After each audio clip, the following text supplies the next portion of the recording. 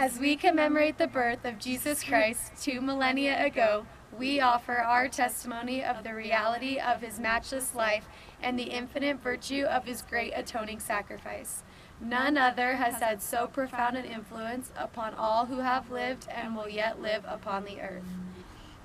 He was the great Jehovah of the Old Testament, the Messiah of the New. Under the direction of his Father, he was the creator of the earth. All things were made by him, and without him was not anything made that was made. Though sinless, he was baptized to fulfill all righteousness. He went about doing good, yet was despised for it. His gospel was a message of peace and goodwill. He entreated all to follow his example.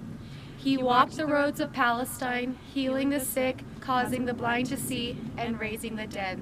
He taught the truths of eternity, the reality of our premortal existence, the purpose of our life on earth, and the potential for the sons and daughters of God in the life to come. He instituted the sacrament as a reminder of his great atoning sacrifice. He was arrested and condemned on spurious charges, convicted to satisfy a mob, and sentenced to die on Calvary's cross. He gave his life to atone for the sins of all mankind. His was a great vicarious gift in behalf of all who would ever live upon the earth. We solemnly testify that his life, which is central to all human history, neither began in Bethlehem nor concluded on Calvary. He was the firstborn of the Father, the only begotten Son in the flesh, the Redeemer of the world. He rose from the grave to become the first fruits of them that slept. As risen Lord, he visited among those he had loved in life.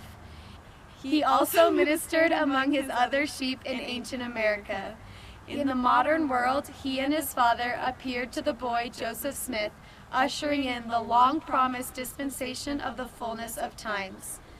Of the living Christ, the prophet Joseph wrote, "His eyes were as a flame of fire. The hair of his head was white like the pure snow. His countenance shone above the brightness of the sun, and his voice was as the sound of the rushing of great waters, even the voice of Jehovah saying, I am the first and the last. I am he who liveth, I am he who is slain. I am your advocate with the Father." Of him the prophet also declared, "And now, after the many testimonies which have been given of him, this is the testimony last of all which we give of him, that he lives. For we saw him, even on the right hand of God, and we heard the voice bearing record that he is the only begotten of the Father, that by him and through him and of him the worlds are and were created, and the inhabitants thereof are begotten sons and daughters unto God. We declare in words of solemnity that his priesthood and his church have been restored upon the earth, built upon the foundations of apostles and prophets, Jesus Christ himself being the chief cornerstone.